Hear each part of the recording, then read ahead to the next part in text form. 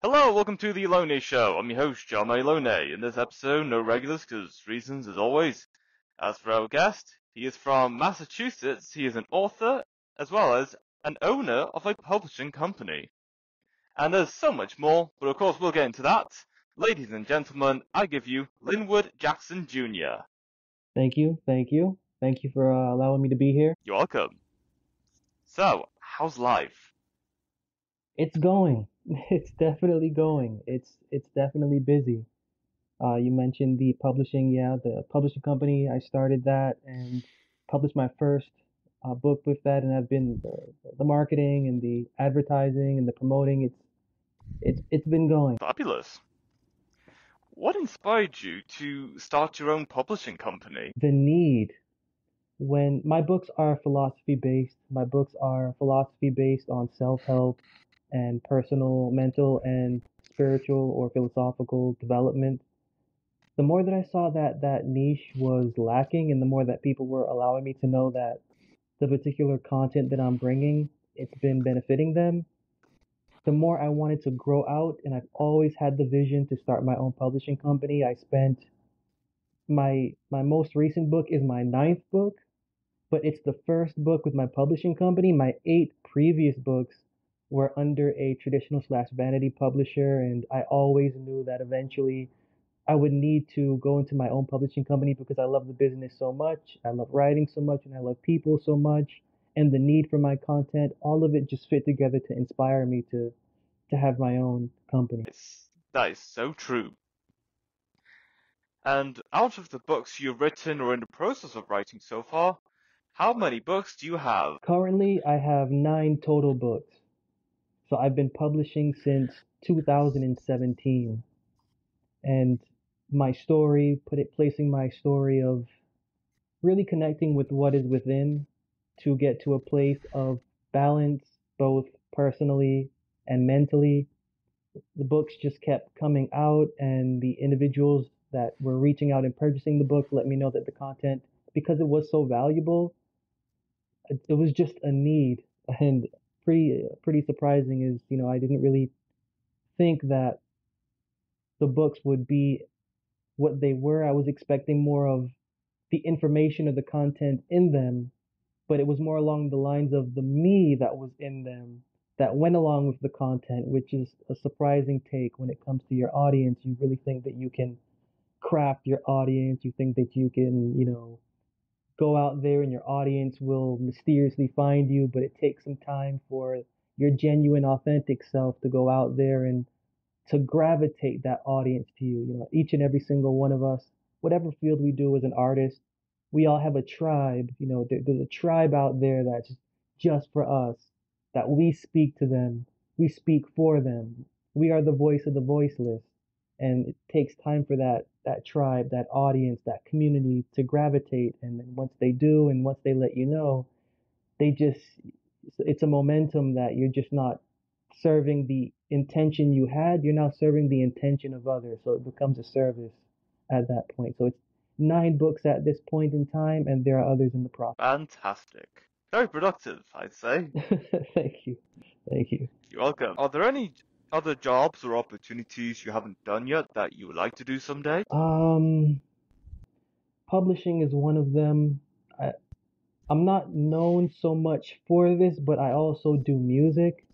I have three music albums that I have put out there. I've been doing music since, well, it's been public since 2018, but I've been doing music going back to 2007. So the one thing that I have always wanted to do and that I now consistently making more of an effort to do is music. I just published my third album this past couple months ago entitled Home, and that's another outlet that, it's more than a passion, more than a hobby. It's more like therapy, which is the same thing that I get from being an owner of a publishing company.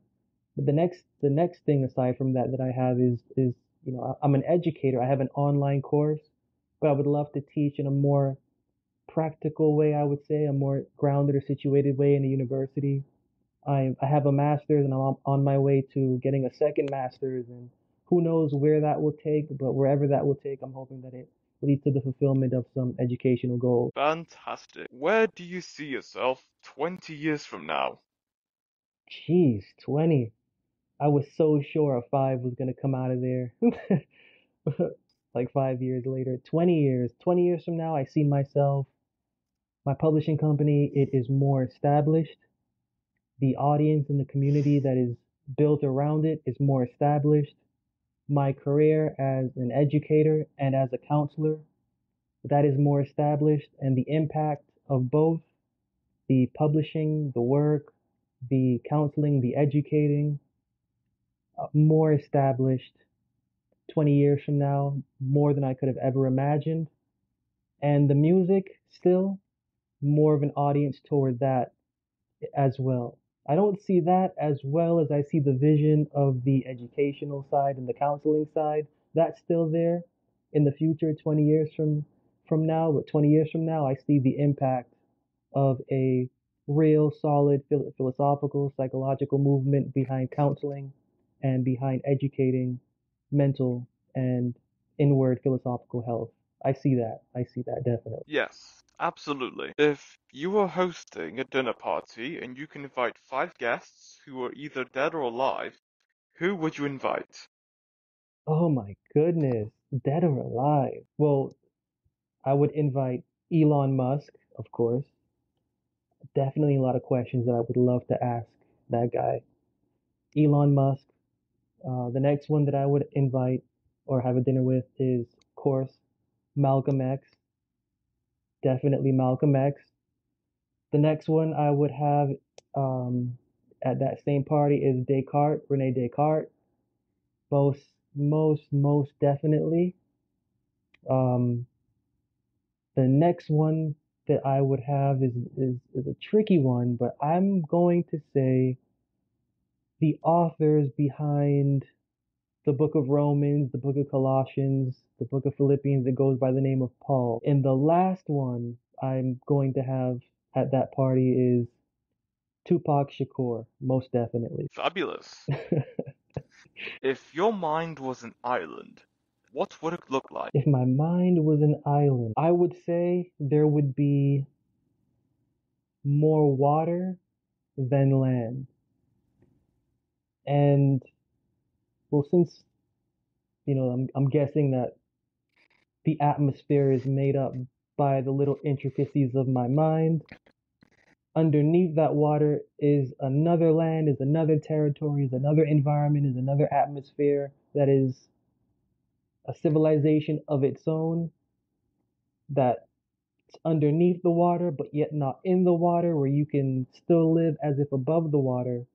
That's what my island would look like. So there's an island on small land. Sure, you can be there. There's a civilization there, or even a resting place, but more water around that. Underneath the water, there's a civilization, a community, and you can breathe.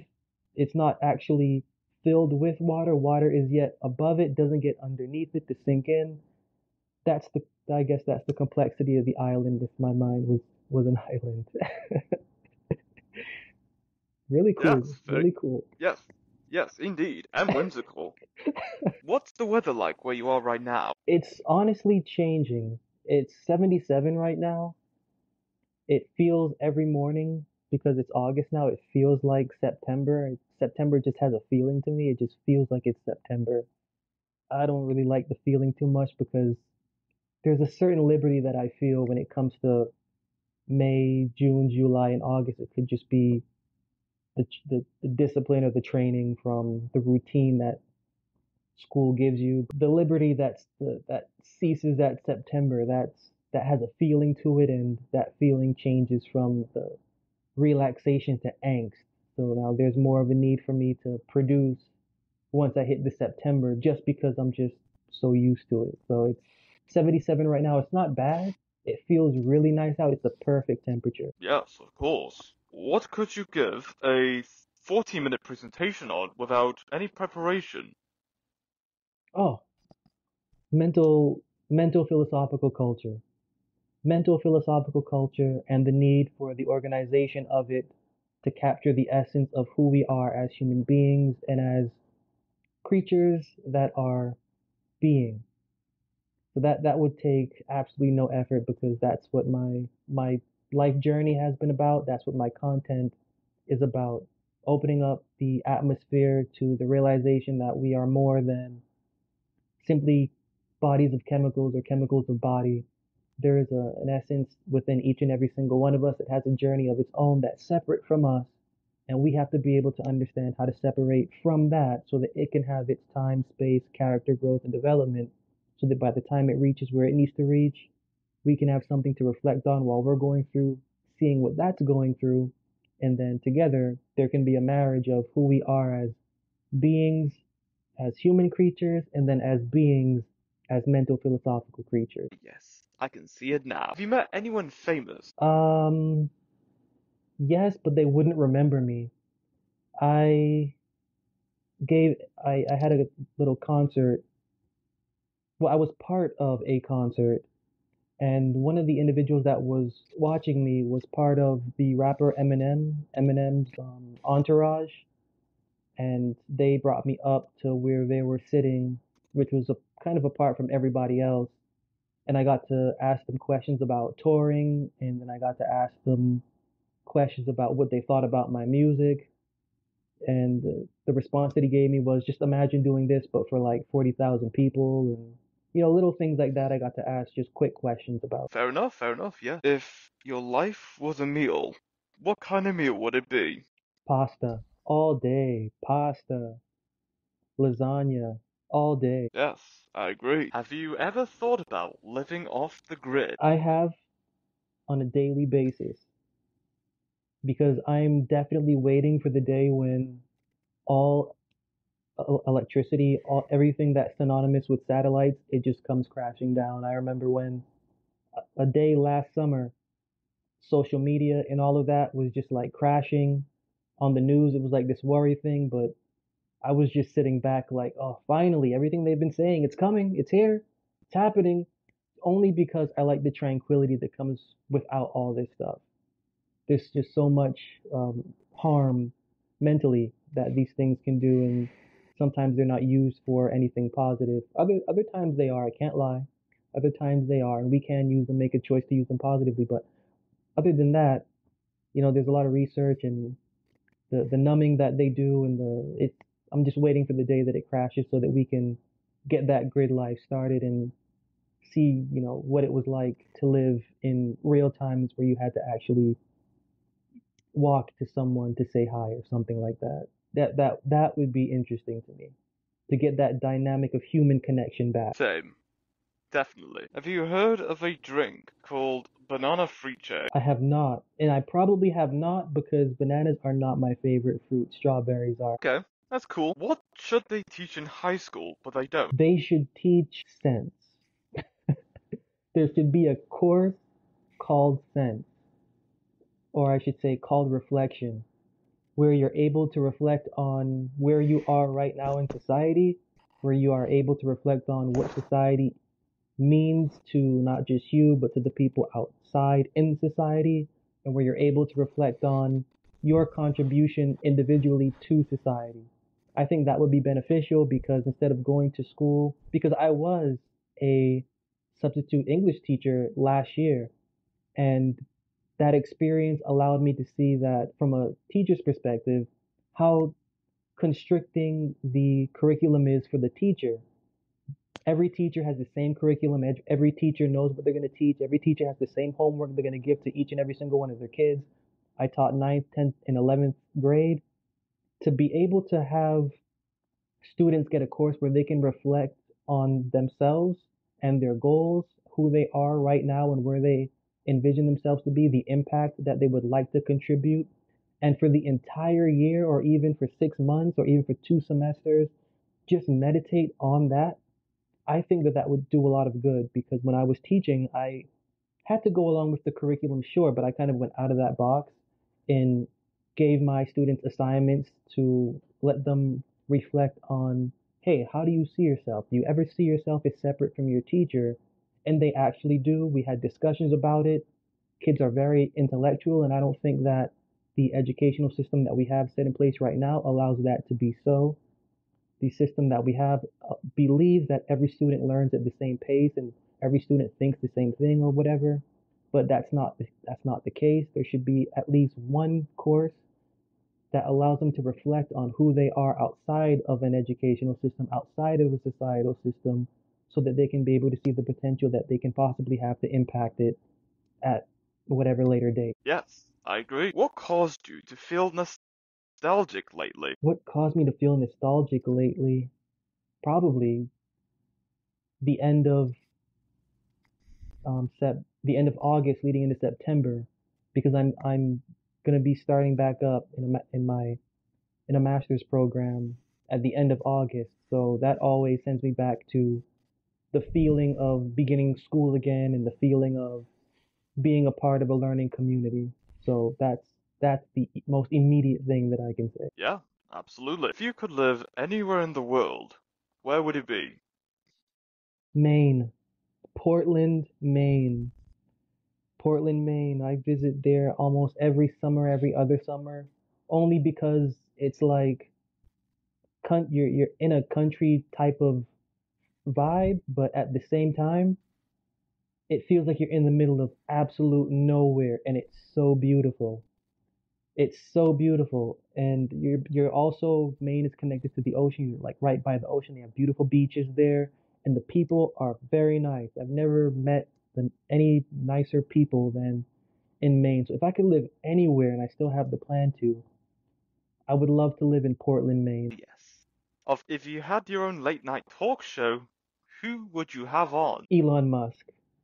I don't know if like he does late, but I can imagine that guy does not sleep that much, so I'm pretty sure it'd be cool. I would definitely have him on as a late night guest. Add some comedy into my questions, make it a little light because they're definitely gonna get heavy and serious, but that's a number one guess. Yes, of course. If you want to know the complete and absolute truth to one thing, what would you ask? What is the complete and absolute truth of this reality called life? Because its organization is something that I just can't seem to figure out the more that I study it. The more that more seems to be coming out. We live in a bit of a matrix that is set with certain stipulations that one can and that one cannot cross. So we're definitely in a script, but I would love to know the point of that script. And maybe there is no point of it for us to actually get a point. Maybe the script has a point to the one that has scripted the script. But I would just love to know more about this matrix, the boundaries, and the proposed or supposed limitations that we have, that we see, that we take to be free will, but we actually, in a real legitimate sense, there is no free will. I would love to know more about that. Yeah, good point. I want to know that myself. Yeah, indeed. What would you do if someone deployed 10,000 spiders but suddenly made the world a fly-free zone? My goodness, that is a sadistic question. That is definitely a sadistic question. Yeah, that's something, all right. I suppose then we would all still be trapped in the web. That's my pun on the internet because it would be nothing but spiders and they spin web. Yeah, bad Yeah, joke. yeah, I can see that. But hey, at least there won't be any flies around. Exactly. There'd be everything else. Yep. Would you rather be really hot or really cold? Really cold, not even a question. I sleep so much better when it's cold, and I love the cold. Love the Yeah, cold. Yes. Cold all day, all night, all season, all year. I certainly say the same. I don't mind being really hot as well, but the cold is much better because at least I can. I'm not sure how I'd say it, but whenever you're shivering as a way to warm your body, it stimulates your muscles, and the more stimulation in your muscles, uh, the the more development and the more growth you get in your muscles, from what Okay. I've learned. So there's also that. Exercising without exercising. Yes, exactly. So you wouldn't, the weight loss problem that we seem to have in this time, it may not exist. It may not exist. Yes, Or just, may decline rapidly, slowly, but yes, rapidly. absolutely. Just embrace the cold and Yep, go with the flow. yep. Get those muscles moving. Oh, yeah. If you could erase one holiday, what holiday would that be? Christmas, yeah, definitely pointless. Really? Yeah, yeah, Christmas. Yeah, it's a holiday that's been passed down due to lunar worship. Every age that humans live in, a new god gets the holiday. So it's just a weird holiday. Okay, I can see that. Yeah. I mean, unless I'm pagan, but if I'm not, it's just a useless holiday. Fair enough. What would you do if you found out you won the lottery? Oh man, I would set up a bunch of marketing and I would collaborate with the different agencies that I have in mind to collaborate with for the purpose of branding my work. And also, I would start a school. Yeah, Yes. that could work. Yeah. What's the best way to start the morning? Don't just Don't go, what? don't start the morning. Just let the morning happen. That's my advice. Let the morning happen. Don't start it. Just let it happen. Like if you have some place to be, you have some place to be, you have to get ready and all of that, but don't think about what you're going to be doing. Just get ready, eat what you need to eat, wake up when you need to wake up. Don't just let it flow. Don't plan. Just let it flow. That's how I would say start the morning. At least that's how I start my morning. That's a very good point. Just go with the flow. Yes, just let it go. Just let it happen. I like that. I should do that from now on. What's the most ridiculous fact that you know? The most ridiculous fact that I know, to be honest, oh, whoa, okay, all right. This is recent. Caffeine is a drug. And caffeine actually has a chemical name, one of which I don't remember, but it has a chemical name and it's registered as a drug. And it's registered as a drug because it has the same um, psycho psychoschematic design that falls onto the brain and onto the neural system that, for example, nicotine in cocaine has on the brain. Same stimulus, same reaction, same distortion of brain chemical. Caffeine does the same thing as nicotine and as cocaine. That's a fact. Dang, the more you know. Yeah, yeah, it's a drug. That's good to know. It's a drug. Yeah, who would Yeah. have thought? And it's literally, I was so surprised. I literally found this out Saturday. I mean, I knew it was a drug in passing because I've studied the brain and things like that, but I didn't know that it was in health records. In health, like encyclopedias and such, are registering this as a drug and its chemical makeup and what it's connected to. So that's very fascinating to me. Yes, absolutely. Would you rather speak all languages or talk to animals? Mm, I'd rather talk to animals. Yeah, people aren't it sometimes, but animals never lie. So I would rather talk to the animals to see what's going on in their world and still write for people and help people. Yeah, of course. Yeah. Who was the last person you've talked to? My dad, literally just now. Yeah. Ah, Yeah. That very precise question. yes, precisely. Do you like spicy food? I do. Not consistently, but I do. Like, for example, this morning I had a soup and I placed into the soup some spicy sauce. So sometimes, yeah, I like to mix it up. Me too. What's your favorite holiday tradition? My favorite holiday tradition. Uh-huh. I don't think I have a holiday or a tradition for a holiday. Okay, fair enough. Yeah, I'd say, okay. yeah, I'd say the same. There's nothing that me and my family would follow. We just enjoy life as it is.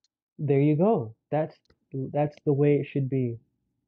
Just flows. Yes, indeed. If you could travel back in time, what decade would you want to live in? The the 18th Egyptian dynasty, because at that point in time, that seems to be many of those dynasties were like popular and famous, but this one seems to be the 18th, one of the most trendy for the different movements that took place in Egypt, where you have Amun-Ra, the universal god, now becoming replaced and the temples burnt down and destroyed and replaced with Aten.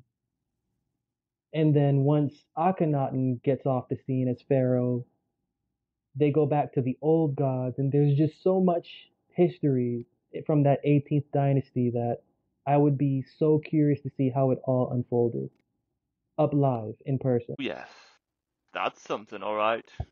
And that is all we have for this episode. It's great having you on, Linwood, talking about your publishing company, your works as an author, and so many other things. It's been great. Thank you. Thank you for having me. This has been an experience.